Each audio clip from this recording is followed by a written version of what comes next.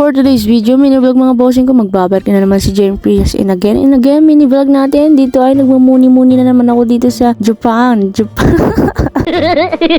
Alin na tayo sa Japan, sobrang lamig dito. Kaya nakikita niya, talagang naka-jacket ako dyan.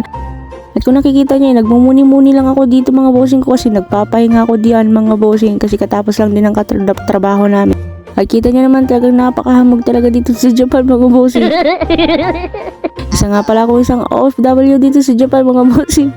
Para kumita ng pera ay talaga inaya na yan. Igogora ko yan, promises. At kita niyo naman mga bossing ko, yung niluto nilang itlog ay nako sunog na talaga. Kaya dyan tinitiis ng kasama ko kumain. At dito nga mga bossing ko, lahat ng bidyong to inipon ko nga kasi hindi ko talaga mai-upload ko. Kaya ngayon ko lang ito i-upload mga bossing. At dyan nga mga bossing ko, dito nga ay pangalawang araw nga namin ay syempre pupunta tayo dun sa corner 4 mga bossing. At dito nga sumakay na kami sa LRT yarn. Si STG. Mga bossing. At dito nga inasar ko nga yung kasama ko, baka ayan na yung mapang-asawa niya. Sa lamig, girls. Kasama sila mo. Diyan ba sila mo? Wala? Wala! Ano kasama sila mo?